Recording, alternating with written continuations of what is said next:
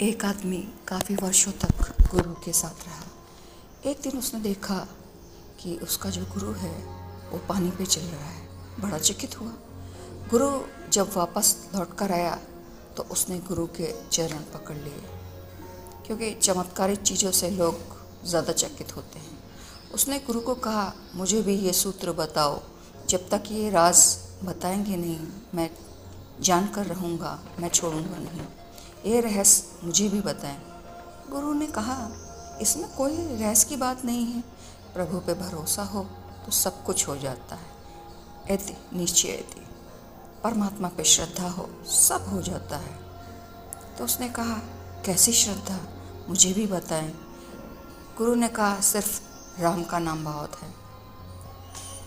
अगले दिन वह नदी के किनारे गया, राम राम राम राम करते करते पानी पर चला। तत्क्षण पानी में डुबकी खा गया। पानी उसके मुंह में भर गया, उसका दम घुटने लगा। तब वह बहुत नाराज हुआ और गुरु के पास गया और कहा, आपने मुझे धोखा दिया।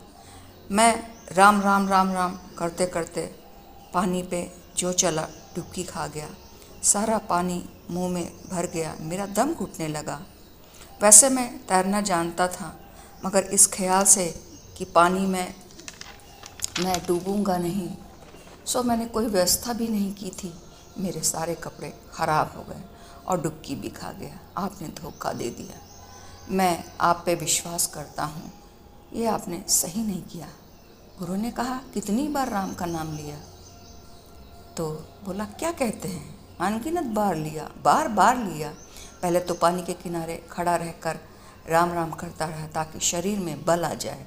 जब शरीर थोड़ा सा गर्म हुआ तो पानी की तरफ आगे बढ़ा, तब भी राम राम करता रहा। पानी में डुबकी लगाते समय भी राम राम करता रहा, और यहाँ तक कि जब पानी भी मुंह में भर रहा था तब भी मैं राम राम करता रहा। गुरु ने कहा, अनगिनत बार कहा। श्रद्धा होती तो बार बार कहने की ज़रूरत नहीं थी, अश्रद्धा थी। श्रद्धा हो तो एक बार कहना काफ़ी है। श्रद्धा हो तो राम का नाम ही काफ़ी है, उसे दोहराने की क्या ज़रूरत। अगर श्रद्धा हो तो शब्दों की भी आवश्यकता नहीं होती। शब्द का क्या महत्व, हृदय में उसकी पुलक, उसकी लहर काफ़ी है। नानक इसी को अजपा कहते हैं। अजपा जो स्वयं होता है। जपा का मतलब सच नहीं, जो थोड़ा झूठा है, जिसे खुद से करते हो, अपने आप जपते हो। अजपा जिसे करना नहीं पड़ता, जो होता है। जैसे आप कहीं बैठे और हृदय में उसकी गूंज होने लगे, फूल खिलने लगे, तो क्या उस गूंज को कहीं गुंजाना पड़ता है? नहीं, वो गूंज स्वयं हो रही होती है। जहाँ दृष्टा आप बन जाते हो और कर्ता परमात्मा होता है।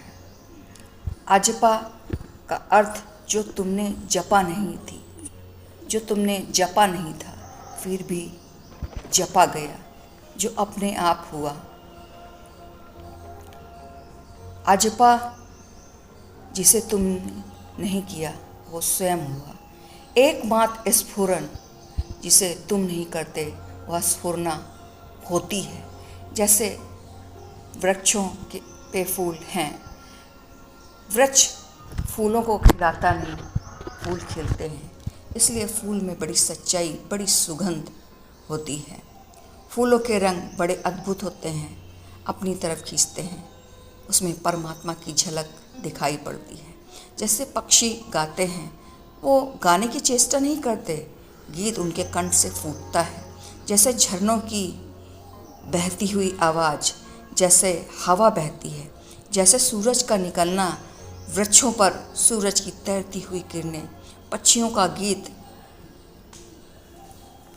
जैसे आप बैठकर राम राम राम राम कहने की कोशिश करते हो, उससे कुछ नहीं होने वाला, क्योंकि तुम्हारा जो ये करना है ये मात्र एक चेष्टा है, और चेष्टा हमेशा झूठी होती है।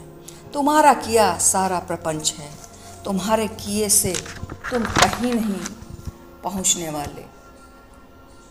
तुमने किया नहीं कि तुम भटके, तुम ऐसी दशा में हो जाओ कि जहाँ तुम ना करो, जो होता है उसे होने दो। लेकिन तुम बिना किए रह नहीं सकते। सो ये छोटी सी स्टोरी आपके लिए दृष्टा और कर्ता भाव को उजागर करती हुई। So thank you so much and God bless you.